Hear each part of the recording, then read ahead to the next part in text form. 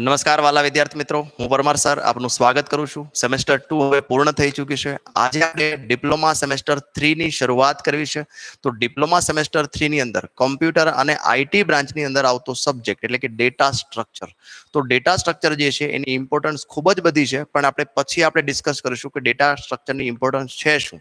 પણ data structure જે છે જીટીયુના સિલેબસ પ્રમાણે ડેટા સ્ટ્રક્ચર જે છે એની અંદર ટોટલ 6 ચેપ્ટર છે. આ 6 ચેપ્ટર જે છે એ કંઈક આ પ્રમાણે છે. Basic concept of data structure એટલે કે ડેટા સ્ટ્રક્ચર નો basic concept, what is data structure, कहां पर यूज करेंगे, कैसे यूज करेंगे, कैसे इंप्लीमेंट करेंगे, इस चैप्टर में सारी टर्मिनोलॉजी, डेटा स्ट्रक्चर की सारी टर्मिनोलॉजी जो है वो इस चैप्टर में दी गई है. ओनली 7 मार्क का चैप्टर है ये. इसके बाद जो है वो स्ट्रिंग ऑलरेडी हमने पढ़ा है कि स्ट्रिंग को कैसे जोड़ा जाए, कैसे मोड़ा जाए, एक आगे का लेटर निकाल देना है, पीछे का लेटर निकाल देना है, कॉन्केट करना है, रिवर्स करना है. तो ये सारे जो है इंप्लीमेंटेशन हम स्ट्रिंग में सब सीखेंगे, वो भी 7 मार्क का है. आप देखो ये चैप्टर 1-2 जो है वो काफी आसान है और प्रीवियस यानी हम एसीपी में थोड़ा बहुत उसका कंसेप्ट सीख गए. बट जो मेन चीज है वो 4 चैप्टर है, 3, 4, 5, 6. स्टैक क्यू पहली बार पढ़ेंगे और इसके प्रोग्राम जो है बहुत लंबे होते हैं, पूरे एल्गोरिदम में रहते हैं. स्टैक अलग है, क्यू अलग है. देखिए यहाँ पर आपको लगेगा स्टैक एंड क्यू बहुत छोटे होंगे, बट स्टैक का पूरा ऑपरेशन अलग है, क्यू का पूरा ऑपरेशन अलग है. ठीक है. इसके बाद जो है वो लिंक लिस्ट सेम. कुछ प्रोग्राम जो है हम स्टैक से कर सकते हैं, वही प्रोग्राम क्यू से भी कर सकते हैं, वही प्रोग्राम हम लिंक लिस्ट से भी कर सकते हैं. सभी के अलग अलग एडवांटेजेस होते हैं, सभी के अलग अलग डिसएडवांटेजेस होते हैं. तो ये भी 14 मार्क्स है, ये भी 14 मार्क्स का पूछा जाता है. इसके बाद चैप्टर नंबर 5 जो है शॉर्टिंग एंड हैशिंग. तो शॉर्टिंग और हैशिंग थोड़ा बहुत हमने पढ़ा था. क्विक शॉर्ट, इसमें काफी सारे शॉर्टिंग यानी असेंडिंग करना, डिसेंडिंग करना वैसे होता है, बट हमने एरे में देखा था हाउ टू शॉर्ट यानी असेंडिंग कैसे करें, बट एक ही शॉर्ट देखा था. ठीक है. यहाँ पर हम 6-7 शॉर्ट पढ़ेंगे. ओके से यानी क्विक शॉर्ट्स है, हीप शॉर्ट है, बबल शॉर्ट है, काफी सारे शॉर्टिंग पढ़ेंगे. इसके बाद लास्ट चैप्टर जो है वो ट्री है. ये भी अपने आप में नया चैप्टर है. यानी बेसिक डेटा स्ट्रक्चर की बात करें तो डेटा स्ट्रक्चर में ये 4 चैप्टर जो है वो बहुत ही इंपॉर्टेंट है और आगे जाके आपको यूजफुल होने वाले हैं. जब भी आप कोई कंपनी में इंटरव्यू देने जाओगे तो भी आपको डेटा स्ट्रक्चर रिलेटेड क्वेश्चन पूछे जाते हैं, या फिर आप किसी प्रोग्रामिंग में जाओगे, किसी भी प्रोग्रामिंग यानी C++, अभी सी तो हमने खत्म कर दिया, C++ है, जावा है, फिर आगे पाइथन आएगा, या फिर आप PHP पढ़ो. तो सभी में ये डेटा स्ट्रक्चर का जो एल्गोरिदम है, उसका जो कंसेप्ट है वो सभी यूज होने वाला है. ठीक है. अभी देखिए मेन बात मैं बताना भूल गया कि डेटा स्ट्रक्चर जो आपको सब्जेक्ट दिया है उसकी क्रेडिट 7 क्रेडिट है? अभी इधर ये क्या है क्रेडिट. तो एक ऐसा मैंने एक लेक्चर बनाया था कि भाई हाउ टू कैलकुलेट एसपीआई. आपका जो एसपीआई जो होता है 7.9, 8.9, 9.2 ये सब एसपीआई देखने को मिलता है. तो वो एसपीआई कैसे कैलकुलेट करते हैं वो मैंने अलग से यूट्यूब में वीडियो बनाया है, आप ढूंढ लेना, मिल जाएगा. ठीक है. तो क्रेडिट 7 क्रेडिट है. जिसकी जितनी ज्यादा क्रेडिट उतना ही इस सब्जेक्ट का इंपॉर्टेंस ज्यादा होता है. यानी आपको एसपीआई ज्यादा से ज्यादा स्कोर करना है, एसपीआई आपको ज्यादा लेना है, या फिर आपको थर्ड सेमेस्टर में ज्यादा स्कोर करना है, तो आपको क्रेडिट के हिसाब से चलना पड़ेगा. तो देखिए डेटा स्ट्रक्चर के इंपॉर्टेंस में टोटल 3 इंपॉर्टेंस हमने मेजर किए. एक तो हम इससे एसपीआई ज्यादा इंक्रीज कर सकते, ज्यादा क्रेडिट ज्यादा एसपीआई.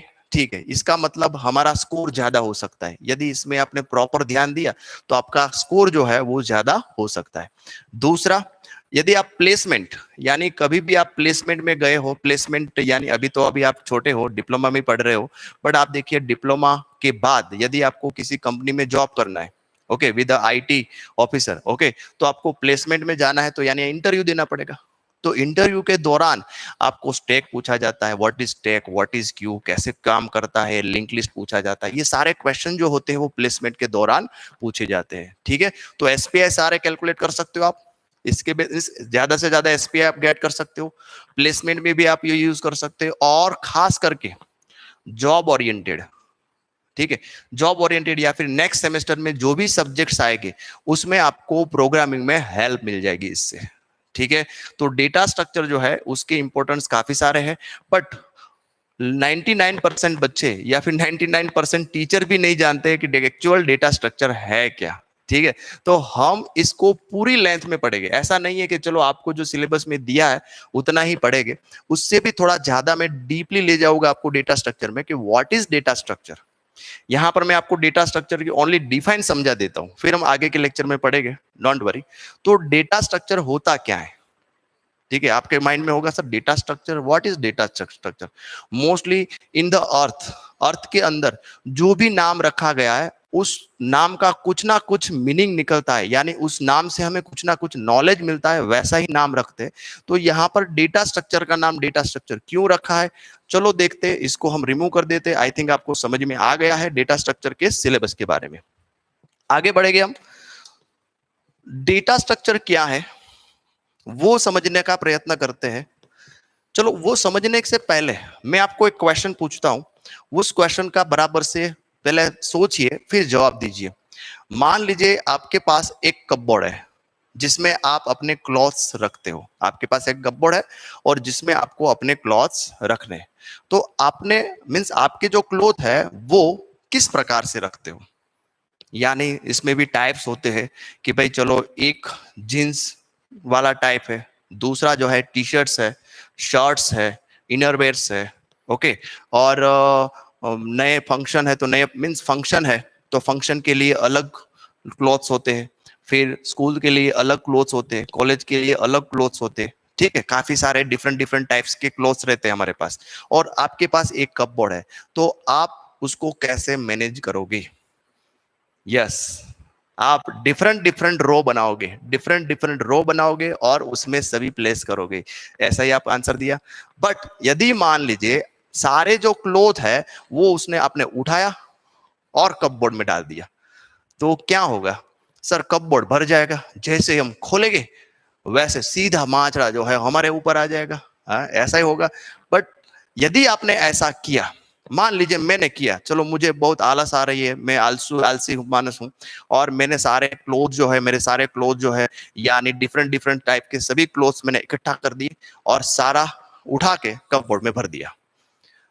आज सुबह मुझे लेक्चर लेने आना है और आज सुबह मुझे लेक्चर लेने आना है, मुझे टी शर्ट पहनना है। तो एक टी शर्ट, ये टी शर्ट्स नहीं पहनने, एक टी शर्ट पहनना है।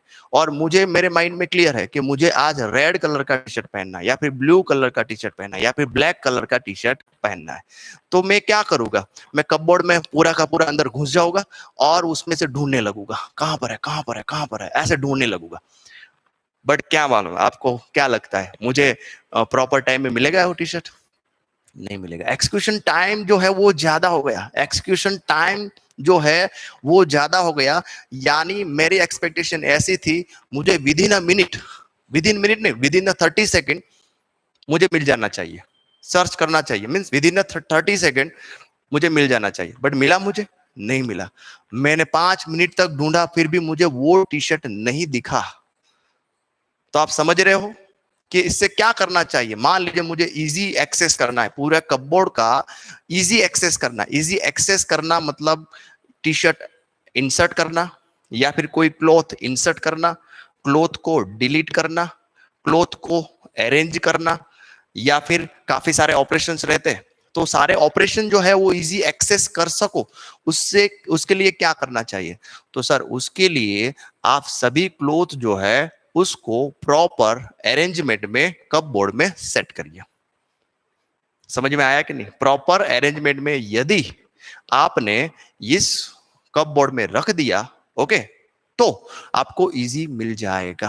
तो एक एल्गोरिदम सेट करना पड़ेगा आपको, एक एल्गोरिदम यानी एक फंक्शन, या फंक्शन बोलो, एल्गोरिदम बोलो, या फिर एक आपको स्ट्रेटजी चेंज मींस माइंड में सेट करनी पड़ेगी कि भाई लेफ्ट हैंड साइड, कपबोर्ड में हमने अरेंजमेंट तो कर दिया कि भाई लेफ्ट हैंड साइड कहां पर रखा है, तो लेफ्ट हैंड साइड कॉर्नर में मैंने सभी जींसेस रखी है, उसके बाजू में मैंने सभी टी शर्ट्स रखी है, उसके बाजू में सभी मैंने फॉर्मल पैंट्स रखे हैं, इसके बाजू में हमने इनर वेयर्स रखे हैं। ठीक है, तो अपने माइंड में ये सब पूरा सेट किया गया है। तो ये जो आपने जो सेट किया वही है डेटा स्ट्रक्चर, वही है डेटा स्ट्रक्चर। कोई भी डेफिनेशन आप देखोगे, डेटिव डेफिनेशन से पता नहीं चलेगा डेटा स्ट्रक्चर है क्या एक्चुअल। तो डेटा स्ट्रक्चर का मतलब क्या है मालूम है? डेटा स्ट्रक्चर का मतलब है आप अपनी मेन मेमोरी में कहां की बात कर रहे हैं हम? Main memory. तो मेन मेमोरी में आपको डेटा स्टोर करना है प्रॉपर अरेंजमेंट में, प्रॉपर अरेंजमेंट में। समझ में आया कि नहीं? यदि आपने, आपके पास जो भी डेटा है, यानी जो भी क्लॉज है, उसको आपको कपबोर्ड में सेट करना है, कपबोर्ड में स्टोर करना है। यदि आपने प्रॉपर अरेंजमेंट से उसको स्टोर किया, तो प्रॉपर अरेंजमेंट का जो आपने माइंड में मैप बना के रखा, लेफ्ट साइड क्या था, इसके बाजू में क्या है, इसके बाजू में क्या है, उसको बोलते हैं डेटा स्ट्रक्चर। समझ में आया?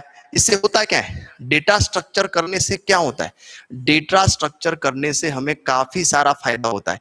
आप ही सोचिए, यदि आपने कपबोर्ड में, मैंने जो बताया वैसे आपने सभी क्लोथ्स साइड बाय साइड रखे हैं, तो उससे फायदा क्या होगा? मान लीजिए आज मुझे लेक्चर लेना है, मुझे ब्लू टी शर्ट पहनना है, मैं गया, मुझे पता है कि ब्लू टी शर्ट जो है वो जीन्स के बाजू में ब्लू टी शर्ट का एक थप्पा जो है वहां पर पड़ा है, तो मैं अब देखूंगा ब्लू ब्लू ब्लू ब्लू, निकाल दिया, सीधा निकाल दिया, तो एक्सेसिंग टाइम जो है वो शॉर्ट हो गया। समझ में आया? डेटा स्ट्रक्चर की जरूरत जो है वही है कि आपका जो इम्प्लीमेंटेशन जो है वो फास्ट हो जाएगा। तो अभी देखिए हमारा जो कल्चर है, या फिर कल्चर तो नहीं बट हमारा जो सिस्टम है, तो सिस्टम अभी पूरा फास्ट हो चुका है। ठीक है, टेक्नोलॉजी जो है वो फास्ट ग्रोइंग हो रही है, तो अभी हमें वेट नहीं करना है। हाँ, आपने मान लीजिए यूट्यूब में एक प्ले किया और बफरिंग आ रहा है, तो आपको मजा नहीं आएगा, तो हम बफरिंग में जीने वाले बंदे नहीं है। तो हमें इफेक्टिव मीन्स इंस्टेंट रिजल्ट चाहिए। कैसा रिजल्ट चाहिए? इंस्टेंट, क्लिक किया आ जाना चाहिए, क्लिक किया आ जाना चाहिए। तो ये एक्सिक्यूशन टाइम हमें कम करना है। तो एक्सिक्यूशन टाइम कम कब करेंगे? एक्सिक्यूशन टाइम कब कम होता है? जब आप प्रॉपर अरेंजमेंट में डेटा स्टोर करते हो। कहां पर? मेन मेमोरी में। तो प्रॉपर अरेंजमेंट में डेटा स्टोर करना, इसको बोलते हैं डेटा स्ट्रक्चर। तो इसके काफी सारे डेटा स्ट्रक्चर जो है हमने एक ऑलरेडी पढ़ लिया है, एरे। इसके बाद हम पढ़ेंगे स्टैक, अभी लिखा था ना स्टैक। फिर हम पढ़ेंगे क्यूज। इसके बाद हम पढ़ेंगे लिंक लिस्ट, लिंक्ड होता है लिंक्ड लिस्ट। इसके बाद हम पढ़ेंगे ग्राफ, ग्राफ सिलेबस में नहीं है बट ग्राफ से किया जाता है। फिर ट्री। ये सारे जो है ये डेटा स्ट्रक्चर के एग्जांपल है, यानी ये कुछ ना कुछ एल्गोरिदम है, कैसे सेट किया जाए, कैसे प्रॉपर प्रॉपर उसको अरेंज किया जा सके। तो अलग अलग है स्टैक क्यू। स्टैक से एक प्रोग्राम आप सभी से कर सकते हो। ये स्टैक से भी कर सकते हो, क्यू से भी कर सकते हो, लिंक लिस्ट से भी कर सकते हो। अलग अलग हर एक का मेथड जो है अलग अलग है, बट प्रिंसिपल एक ही है, फंक्शन एक ही है, काम एक ही है। करना क्या है? प्रॉपर अरेंजमेंट में मेन मेमोरी में डेटा स्टोर करना। अभी कुछ बच्चे सोच रहे हैं कि मेन मेमोरी क्या है सर, तो बता दो, मेन मेमोरी जो है वो रैम है, यानी कैपिटल में लिखते हैं रैम, रैंडम एक्सेस मेमोरी। खास याद रखिए, it is not a permanent memory, it is only RAM. जो आपने देखा होगा मेरे मोबाइल में सर 2 GB है, कोई बोलता है 4 GB है, कोई 8 GB है, अभी तो 16 GB तक पहुंच गया। तो उसी की बात कर रहे हैं, रैंडम एक्सेस मेमोरी। उसका पूरा नाम मीन्स उसको सिनोनिम्स टेम्पररी मेमोरी भी बोला जाता है। कैसा बोला जाता है? Temporary memory. चलो मैं एक एग्जांपल देता हूं, यदि आपको समझ में आ गया डेटा स्ट्रक्चर क्या है। डेटा स्ट्रक्चर का मतलब है प्रॉपर अरेंजमेंट में मेन मेमोरी में यदि डेटा स्टोर करने की जो प्रोसीजर रहती है उसको बोलते हैं डेटा स्ट्रक्चर। ठीक है, प्रोसीजर एरे है, stack, queue, link list, graph, tree, all that are procedure for data structure, यानी डेटा को इफिशिएंटली इफेक्टिवली अरेंजमेंट करना। कहां पर? मेन मेमोरी में। मेन मेमोरी क्या है? रैम। मैं एक सिंपल सा एग्जांपल देता हूं। मान लीजिए कोई ब्राउजर है। क्या है? ब्राउजर। ब्राउजर यानी मोजिला फायरफॉक्स, इंटरनेट एक्सप्लोरर, कोई भी ब्राउजर है। जब भी आप कोई वेबसाइट सर्च करते हो, एक टैब ओपन किया, टैब में लिखा www.ddit.co.in, तो ddit.co.in जब आपने ओपन किया तो एक पेज ओपन होता है। तो अब आप बताइए कि ये जो एट ए टाइम जो पेज आपकी स्क्रीन पे है, मोबाइल की स्क्रीन पे है या फिर कंप्यूटर की स्क्रीन पे है, तो वो एट ए टाइम कहां पर स्टोर होता है? कहां पर स्टोर होता है? रैम में स्टोर होता है, रैंडम एक्सेस मेमोरी में, यानी मेन मेमोरी में स्टोर होता है। Random access hard disk, HDD, इसको हार्ड डिस्क बोलते हैं, इसको मेमोरी नहीं बोलते। मेमोरी बोला जाता है, हार्ड डिस्क मेमोरी बोलते हैं। ठीक है, तो हार्ड डिस्क में स्टोर नहीं होता है। कहां पर स्टोर होता है? रैम में स्टोर होता है। ठीक है, तो इसका मतलब आपने एक वेबसाइट खोली, देखिए www.dd हमारी खुद की वेबसाइट है, इसीलिए लिख रहा हूं, किसी का प्रमोशन नहीं है, ठीक है। तो www.ddit.co.in यदि मैंने खोली तो इसका जो फ्रंट जो मींस इसमें जो कुकी होगे या फिर डेटास होगे, ये सब डेटास कहां पर स्टोर होगा? मेन मेमोरी में स्टोर होगा। आपने दूसरी टैब ओपन की, दूसरे टैब में आपने www.youtube ओपन खोला, तो इसका डेटा भी इस दूसरे टैब में मेन मेमोरी में स्टोर हो जाएगा, ठीक है। तीसरी टैब खोली, तीसरी टैब में आपने दूसरा वेबसाइट खोला, तीसरी टैब खोली, चौथी, पांचवी, छठी, सातवीं, आठवीं, तो इसका होता है क्या है कि सभी डेटा जो है वो मेन मेमोरी में स्टोर होता रहता है। बट देखिए, मैंने आपको पहले एग्जांपल दिया, मान लीजिए ये हमारा ब्राउजर आलसी है। ब्राउजर कैसा है? आलसी। हमने डेटा स्ट्रक्चर यूज नहीं किया, कि कोई भी एल्गोरिथम यूज नहीं किया, और ऐसे ही जैसे ओपन किया डाल दीजिए, और जैसे ओपन किया डालते जाइए। फिर जब एक्सेस करने की बारी आएगी तब प्रॉब्लम होगा। मान लीजिए विदाउट डेटा स्ट्रक्चर हम इसको मेमोरी में डाल रहे हैं, ठीक है, तो होगा क्या? हम पांचवें स्टेप में है, पांचवें टैब पे है, अभी हमें फिर से डीडीआईटी को देखना है, तो हम क्या करेंगे? डीडीआईटी को क्लिक करेंगे। तो डीडीआईटी को क्लिक करेंगे, इसका मतलब क्या है कि अभी रिवर्स रिट्राई डेटा होगा, मेन मेमोरी से डेटा रिट्राई होगा। देखिए अभी मेन मेमोरी से डेटा यहाँ पर आपकी स्क्रीन में रिट्राई होने वाला है, तो अभी रिट्राई करना यानी मुश्किल हो जाएगा without data structure. Data structure के यहाँ पे प्रॉपर अरेंजमेंट, मेमोरी में प्रॉपर अरेंजमेंट नहीं किया गया, डेटा स्ट्रक्चर यूज नहीं किया, इसका मतलब प्रॉपर अरेंजमेंट मेन मेमोरी में नहीं हुआ है। तो यदि रिट्राई करना है तो यहाँ पर लोड करेगा, ढूंढ रहे हैं, सर्च कर रहे हैं, ढूंढ रहे हैं, सर्च कर रहे हैं, तो वो तो दिक्कत हो जाएगी है। तो हम ये ऐसा ब्राउजर यूज करेंगे? कभी नहीं करेंगे। तो ब्राउजर है या फिर कोई भी सॉफ्टवेयर है, सभी सॉफ्टवेयर जो है डेटा स्ट्रक्चर यूज करते, खास करके याद रखिए, इसीलिए प्लेसमेंट में ये सारे क्वेश्चंस पूछे जाते हैं। कोई भी सॉफ्टवेयर है उसका एक्सक्यूशन टाइम कम करने के लिए हम डेटा स्ट्रक्चर यूज करते हैं, और डेटा स्ट्रक्चर के एल्गोरिदम्स यानी उसके जो पैरामीटर्स जो है वो stack, queue, link list, graph, ये सारी मेथड्स है। अलग अलग मेथड से आप डेटा को स्ट्रक्चर कर सकते हैं, यानी डेटा को प्रॉपर अरेंजमेंट कर सकते हैं। कहां पर? मेन मेमोरी में। जो मैं अभी आप बता रहा हूं ऐसा कोई सिलेबस में नहीं है, बट जब आप महसूस करोगे व्हाट इज डेटा स्ट्रक्चर, तभी आपको ये समझने में आसानी रहेगी और मजा आएगा। मोस्टली 98% बच्चे जो होते हैं डेटा स्ट्रक्चर से दूर भागते हैं। क्यों? इसके प्रोग्राम बहुत ही लंबे होते हैं। आपने स्टैक और क्यू का प्रोग्राम कभी देखा है? नहीं देखा सर। तो स्टैक और क्यू का प्रोग्राम आपने देखा 2.5 पेज का, 3 पेज का, 4 पेज का होता है। बट यदि आपने उसको समझ लिया, इसका इंपॉर्टेंस समझ लिया, व्हाई दिस डेटा स्ट्रक्चर है, यदि आपने इसका इंपॉर्टेंस समझ लिया, आसान हो जाएगा आपके लिए। कुछ नहीं है डेटा स्ट्रक्चर में, बट ये इंपॉर्टेंस है, आपके कैरियर के लिए इंपॉर्टेंट है, ठीक है। अभी तो ये सब्जेक्ट है आपका डेटा स्ट्रक्चर, हमें क्रेडिट 7 दी गई है, ज्यादा ध्यान रखना है, एसपीआई ज्यादा मिलेंगे, वो तो सब ठीक है, बट साथ साथ में हमें इस पे ज्यादा फोकस करके ठीक से पढ़ना है। मैं आपको डीपली सभी सिखाऊंगा, ओके। तो आज के लेक्चर में मैंने सिर्फ आपको समझाया what is data structure. Simply क्या समझाया? डेटा स्ट्रक्चर क्या है, इसकी इंपॉर्टेंस क्या है, ओके। चलो फिर से एक बार समझा देता हूं कि डेटा स्ट्रक्चर जो है वो है क्या। It is one of the procedure क्या करता है? ये मेन मेमोरी में प्रॉपर अरेंजमेंट में डेटा को स्टोर करता है। All that procedures are array, stacks, queue, linked list, graph, trees, all that are procedures. चलो, नाउ यू अंडरस्टैंड, ओके। तो कल हम नेक्स्ट लेक्चर में मिलेंगे। लाइक करो और ज्यादा से ज्यादा आपके जो फ्रेंड्स है जो डेटा स्ट्रक्चर पढ़ने वाले हैं उसको शेयर करिए। Thank you very much.